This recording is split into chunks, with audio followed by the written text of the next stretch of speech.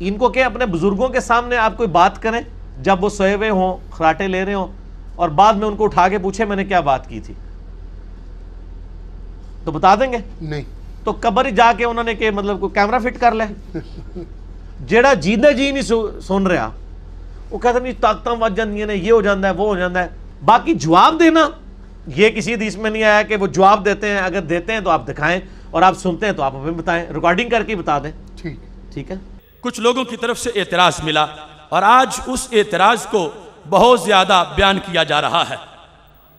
वो कहते हैं कि तुम कहते हो कि हमारे बुजुर्ग कब्रों में भी जिंदा होते हैं, कहते हैं कोई जिंदा हमें दे दो कुछ वक्त के लिए और हम उसको कब्र में रखेंगे चंद घंटे और फिर निकाल लिया जाएगा और इसमें पता चल जाएगा कि वो जो जिंदा अंदर भेजा था वो सुनता है या नहीं सुनता।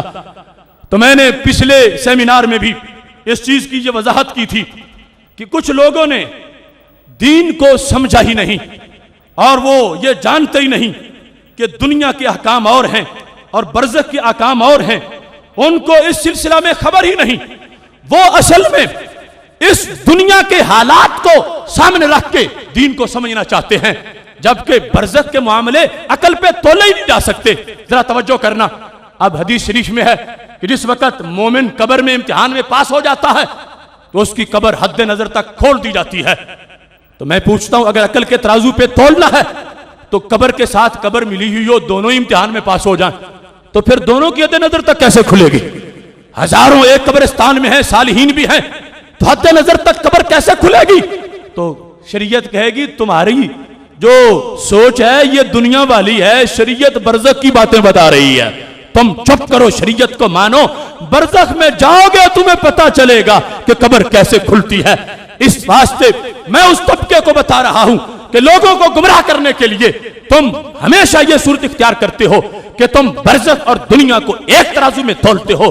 जान लो बरज़ख और है और दुनिया और है, और अगर इसकी मिसाल समझना चाहते हो और पूछना चाहते हो कि कब्र वाले का अंदाज क्या होता है, तुम जिंदा को कब्र में दफन करके हयात जाहिरी दुनियावी पर बरज़ख को क्यास करना चाहते हो। मैं तुम्हें मुहद्दिसीन के इमाम से यह साबित करना चाहता हूं कि जो हमारे जिंदा हैं दुनिया में उनका मामला छोड़ो, तुम हमें कोई छुट्टी ना दो, हम जो कब्र में हैं उनसे ये साबित करवाएंगे कि उनका अंदाज कैसे होता है, वो कब्र में रह के कैसे सुनते हैं और किस अंदाज में कब्र से वो अपनी जिंदगी का इजहार करते हैं।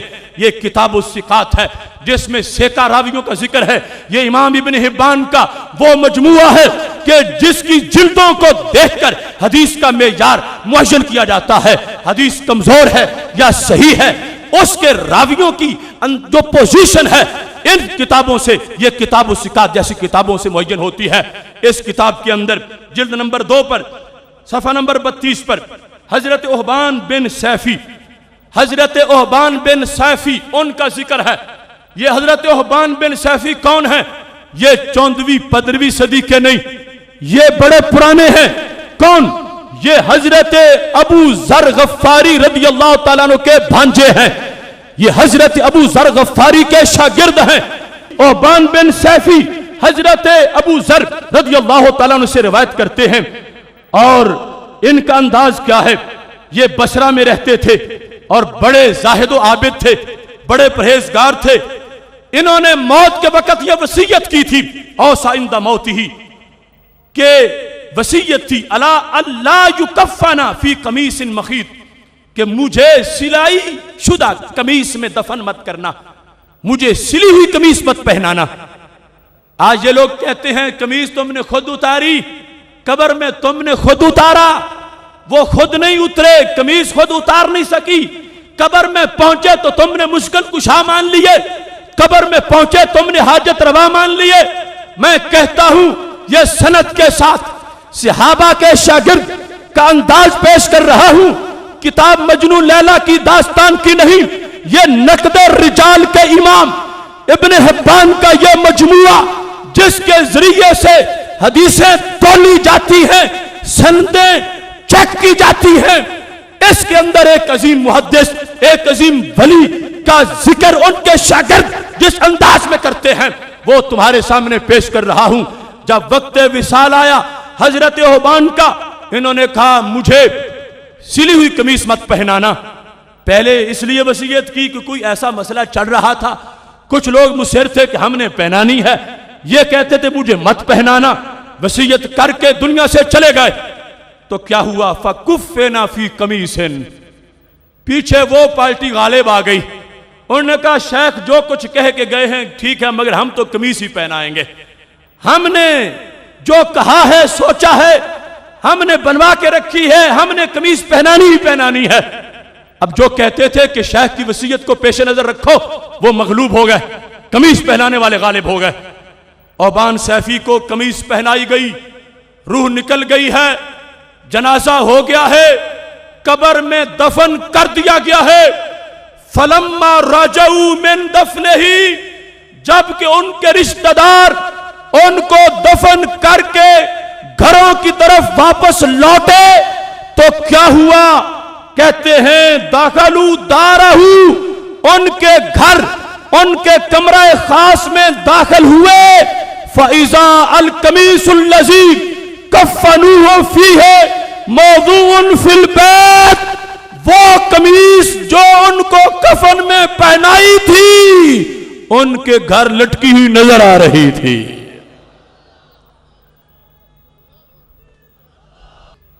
सफा नंबर 32, तर्जमा नंबर 205।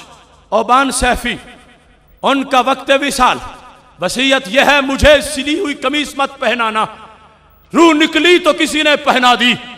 मैं पूछता हूं उन लोगों से जो कहते हैं जिंदा दो कोई अपना बाबा, हम रखते हैं कब्र में 6 घंटे फिर तुम्हें वापस कर देंगे। मैं कहता हूं मेरे फौतशुदा बाबा का मुकाबला कौन करेगा, जिनको कमीज जिंदगी के खत्म होने के बाद पहनाई गई। मर्जी नहीं थी कि मुझे कमीज सिली हुई पहनाई जाए, वो पहना के दफन किया, कब्र बंद हो गई। मैं पूछता हूं कमीज निकाल के कौन लाया था, कमीज को घर में किसने लटकाया था, कमीज वापस दफन करने वालों से पहले कैसे पहुंची थी। तो मेरा कुरान कहता है हजरत सुलेमान अलैहिस्सलाम के पास बैठा हुआ अगर किताब का आलम वो हजारों मील दूर से तख्त ला सकता है तो मेरे महबूब का उम्मती अपनी कमीज भी घर में पहुंचा सकता है।